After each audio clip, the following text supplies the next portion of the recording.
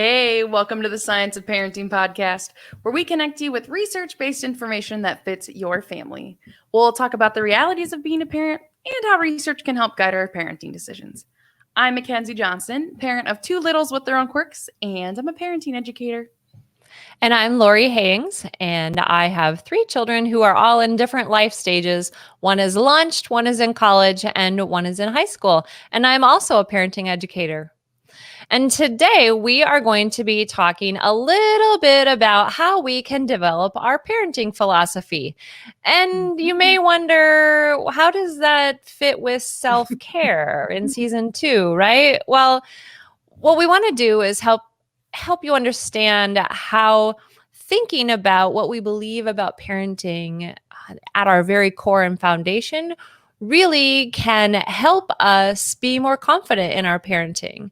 And remember that we talked about how having confidence in our parenting helps us to be a better parent in terms of treating our child even as more capable. So that's why we want to talk about developing our parenting philosophy and really thinking about how that can build our self-confidence and create an opportunity for some self-care.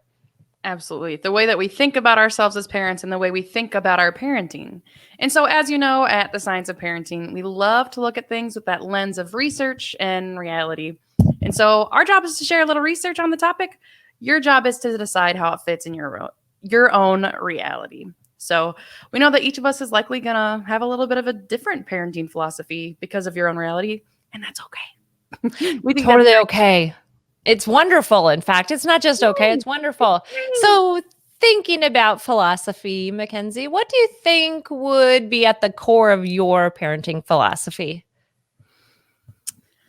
Well, I think the things that come to mind for me are raising kids to be adults that are kind and capable. Those are kind of the two words that come to the forefront of my mind. Is my parenting philosophy is working to raise kids who are kind and capable. What about you? So we're in different life stages, remember? So currently I would say that my foundations revolve around valuing others and being respectful for both yourself personally, respecting yourself as well as respecting others. So value and respect. Yeah. And you've talked about that respect piece before. I think I know that's a theme you carry, like respect. I know it's there for you. It is. And I think that might be a good word to also play around with as we think about philosophy. It's our parenting theme, right? Oh, yeah. It's what we believe. It's that theme that we evolve and revolve around. All right, so let's go to research first. So developmental scientists actually have come to understand some of those microdynamics or little interactions that take place between a baby and an adult in a caring relationship. And what they know is that those micro dynamics or those little things that come between an adult and the child, they have this lifelong effect. And in a very specific way, they actually have a lifelong effect on who that baby will become. Absolutely. And we talk about this, this is just a research tidbit to back up the concept that who we are as parents has long-term impact on our kids. We've talked about that before, but I do think the idea of, like you said, of slowing down to think about, like what's behind, what's that foundation? That's a word I've heard you use. What's that foundation on how we get to those long-term impacts that we want? I don't know that we always do that. I don't know that we always slow down in the midst of everything going on. And, for me, chasing after kids. And so taking that time to, what do I really want here? What do I want those long-term impacts to be from my parenting? Exactly. And when you think about slowing down, it really gives us the opportunity to stay focused or get focus, focus on the big picture. And especially when challenging moments come up, if we've thought about our parenting philosophy or that theme of our parenting, we actually are able to handle those challenging moments a little bit better. So, which actually, it brings us right into research tidbit number 2. So this is the idea of how do we go about developing our parenting philosophy. And remember, this is our very own parenting philosophy. Mm-hmm. So research and author Jeff Kemp discusses an interesting concept in his book about parenting teens. So he says to maximize your parenting effectiveness, you need to have a parent wish. And this wish guides your thinking and your actions as you go about your day-to-day business. And so your parent wish kind of represents that innermost, enduring wish you hold for your child's life. Makes me all warm and fuzzy. Right, that parent wish. Okay, and this actually reminds me of like a productivity book that I've read called Eat That Frog. And so a part of that book, and they talk about how do you tackle tough jobs. And I think that maybe sometimes parenting is a tough job. But a part of how they talk about doing that is getting clarity on what you Mm-hmm. want and why you want it. And I think that Mm. really applies to this concept of a parenting wish too, is really it's just like bringing something into focus, getting clarity on what that wish is so that you know the why and the how to get there. Because like you said, the challenging moments are going to happen. Like Mm-hmm. they are inevitable that we will have Mm-hmm. challenging moments with our kids and co-parents and other relationships and family members and friends. But for parenting, what's that wish so we can raise those kids to be the kind of adults we hope they are? And I like that this tidbit came from a book on teens because I think that allows you to think about I literally remember like holding that first child, that brand new baby, and thinking about my wish for you. Mhm. But now as I look into the eyes of my teenagers and my young adult children, I think now my wish for you is this. And I believe that that parenting wish has changed as they've grown. I believe that parenting wish has changed for me as I've grown, as Hmm. I've learned. And so you use the word clarity. And I think that being able to stop and focus and bring some clarity to what we believe in our philosophy and what we want our children to have in terms of that parenting wish is really important. And again, let's bring this back around to self-care. Taking the time to do that, wow, I mean, even just talking about it, it makes me feel really good, if I can use that word. I know we've talked about not being a Yeah. good or a bad parent, but I feel successful and I feel energized talking Mhm. about what my wish is for my child. Yeah, That's got to be self-care related, right? for sure. And I think what you said actually about how your wish for your kids has changed over time as they've grown, as you've grown, really kind of reminds me. So, I mean, we know that I have little kids. And so as I think of my philosophy is like, yeah, I'm really focused on instilling them, the ideas of being kind and being capable. That really makes sense for having a preschooler. Like those are the skills they're really developmentally working on adapting, getting that independence and those abilities and learning about their social skills and things. Those are very relevant for her age. And so, yeah, how might that morph? I don't know yet, right? But that'll continue to revisit. And so I do have that clarity of like, who are we raising these kids to be? Mhm. What do we want to instill in them? Yeah, Yes. that makes I total sense. love that. I love that. And again, developmentally, where my children are at, absolutely. The idea of valuing others and having respect both for yourself and others, it's a Mhm. total developmental piece that they're doing right now at their ages. So, okay, another research tidbit. Mhm. Having a parenting philosophy is so important, especially when it comes to co-parenting. So Mhm. James McHale and colleagues found that co-parents in their study that had talked to each other actually relatively little with each other about their parenting beliefs and their parenting values before their child's birth. And frequently, parents had little understanding of their partner's beliefs. So there are actually some marked discrepancies between the parents' beliefs and what the other person predicted their co partner believed. Mhm. So I gotta say, when I first read this, I'm a parenting educator. That's my background, right? Mhm. Early childhood education, family development. That's what I went to school for. So honestly, as I was dating, gosh, those were normal conversations for me. And so as I read this, I thought, what? What do you mean people didn't talk about this with their partners or their co-partners? And then we started talking about this. And what did our producer Kenzie say? Oh, it looks different for everybody, and even across different levels of like relationship development, right? How far you are into a relationship, and yeah, when you're dating, yeah, Mhm. but it's different. It's a little different conversation for everybody, but it's a part of how you might decide who you want to be with and how what that will look like for your relationship quality later. And absolutely. And it's funny because I mean, yes, my background also in parenting education, I think of for me when I think about these conversations about parenting philosophy, I feel like maybe, we had this conversation about infants. Do you believe in this method or this method? Do you believe, maybe Mhm. some of those kind of basic things. But yeah, did we cover through what do you do with a toddler tantrum? What would be your philosophy around that? Did we cover through, what happens with a teenager, or or your school ager? And so Mhm. seeing how that philosophy, like you said, morphs, that parent wish kind of morphs, even if it has the same foundation. And so thinking about how that looks different in different stages. Mm, absolutely. And the conflict that not talking about it causes. Mm-hmm.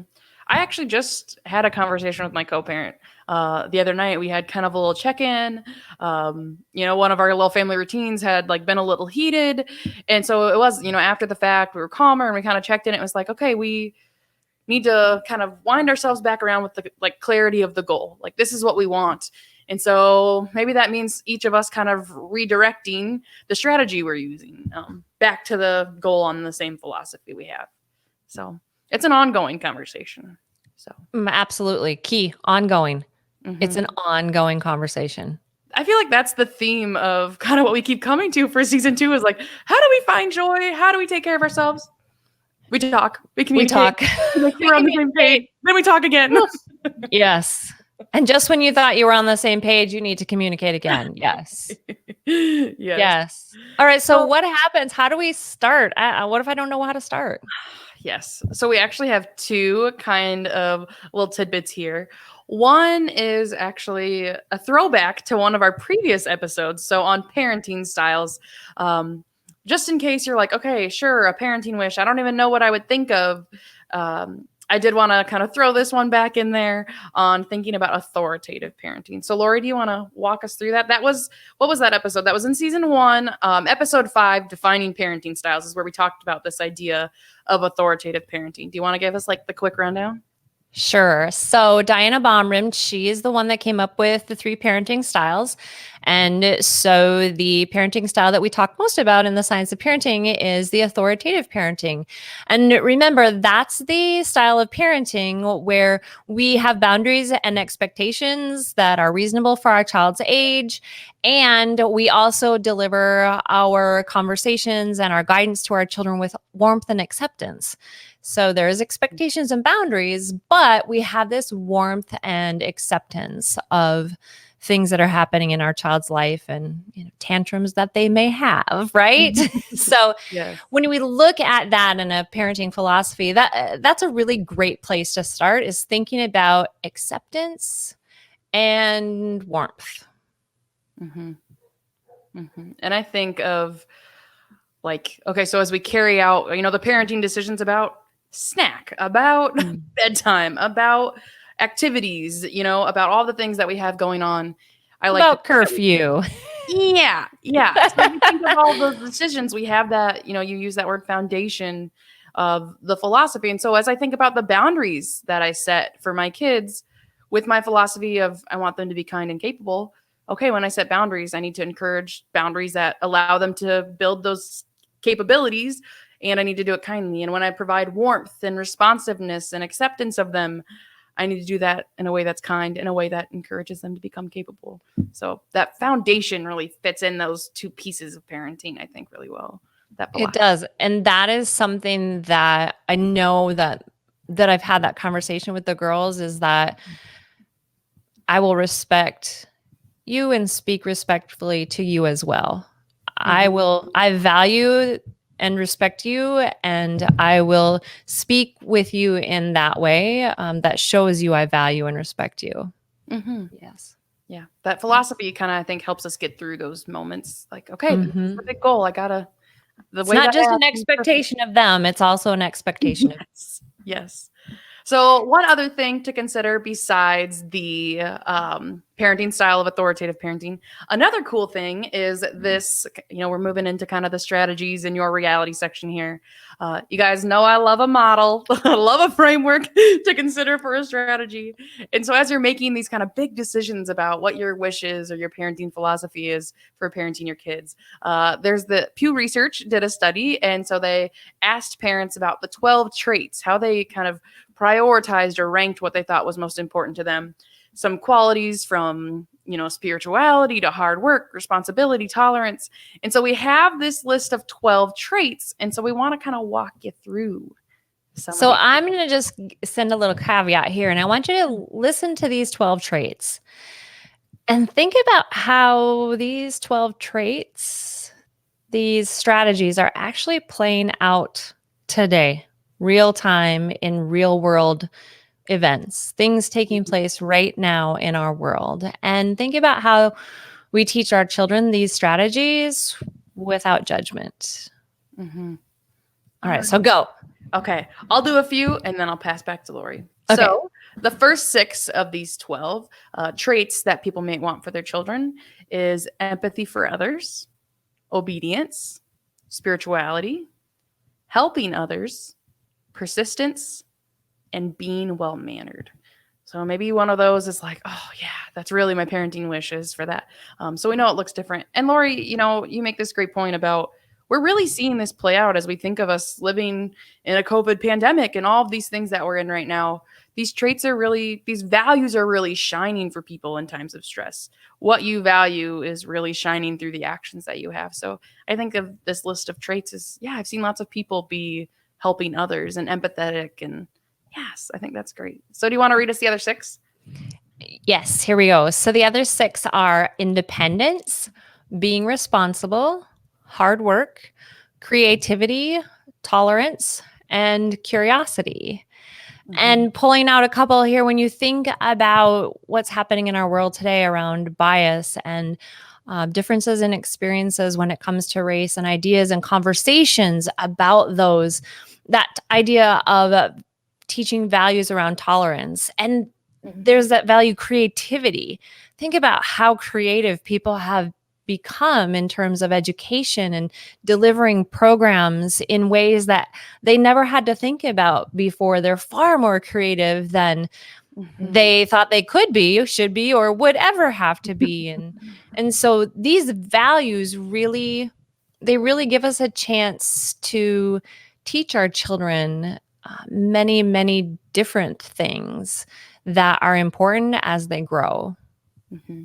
And we know that, like we said earlier, we believe in a pluralistic approach to parenting, more than one way to raise great kids. And so the things I might pull out of this list of 12, probably different than what Lori would pull, which is probably different than what you would pull and what you would pull, like it looks different. And that's all right. That's a good thing. And there's a lot of different ways to consider using this list too. Like what's it look like if you have, okay, Mackenzie, you love a model. Here's the list of 12. Now what?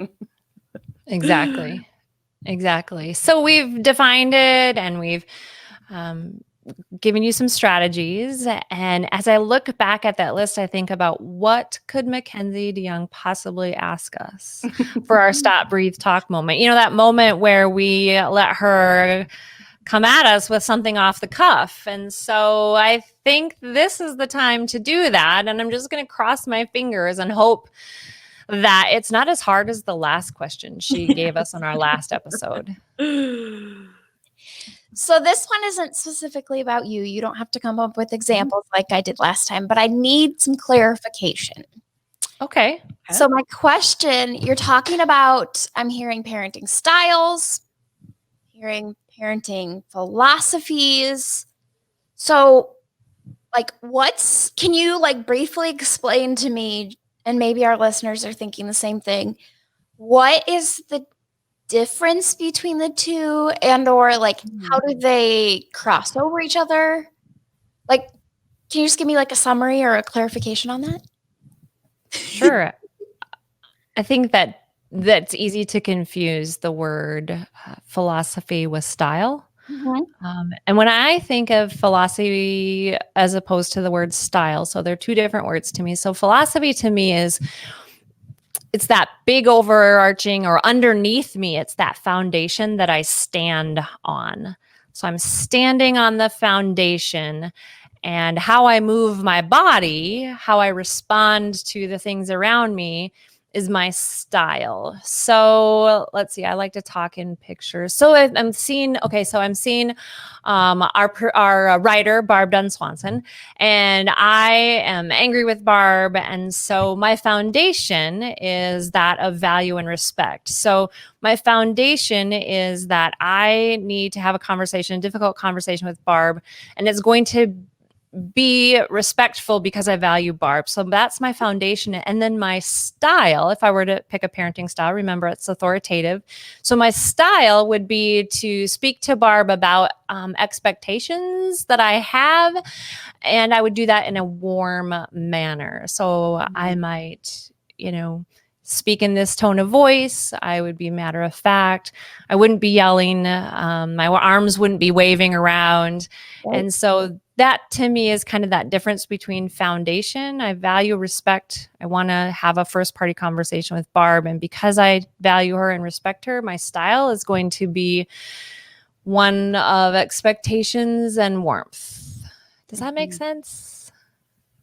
I think so. So the philosophy is kind of the overarching feeling per se, and the approach is the style is the approach. Is what you see. Yeah.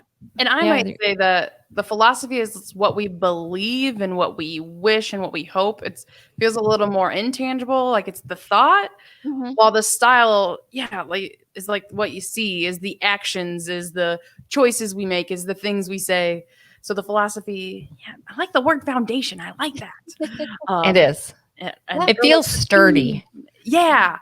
That's sturdy. Look at you speaking pictures again. Feels sturdy. Philosophy is sturdy. Yes. Yeah. Awesome. And it's sturdy. Okay, so let's wrap this all back in. It's sturdy because you've taken the time to have some self focus. You've taken some time to create clarity about it. And that's why it feels sturdy, because you've given purposeful thought about it. Good question, Ken. Yes. And as you've been talking and you said foundation, now I'm thinking about how it applies to building a house. More on that. More on that later. Anyway, thank you for clarifying. Actually, as we talked through that, it started to make more sense to me. Hooray. Others. So, hi. Yes. All right. So today we've talked about our parenting philosophy. We've talked about ways that we can begin to develop a parenting philosophy, or come back to our parenting philosophy and think about how it needs to be tweaked or negotiated differently. And doing that allows us that opportunity for self-care. It allows us to feel confident in our parenting. When we feel confident in our parenting, we see our children as more capable.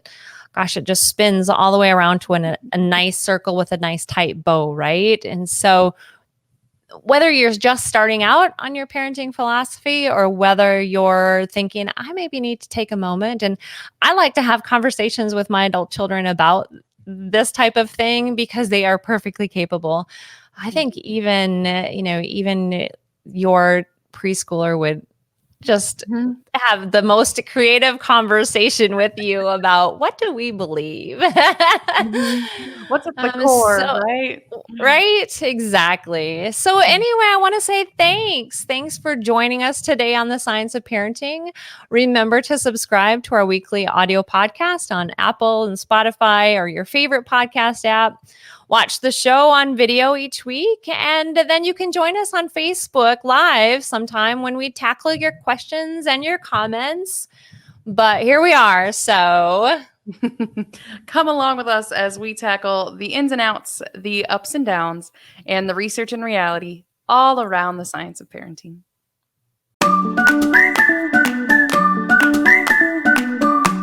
The Science of Parenting is a research-based education program hosted by Lori Haynes and Mackenzie Johnson, produced by Mackenzie DeYoung with research and writing by Barbara Dunn Swanson. Send in questions and comments to parenting@iastate.edu and connect with us on Facebook and Twitter. This program is brought to you by Iowa State University Extension and Outreach. This institution is an equal opportunity provider. For the full non-discrimination statement or accommodation inquiries, go to www.extension.iastate.edu/diversity/ext.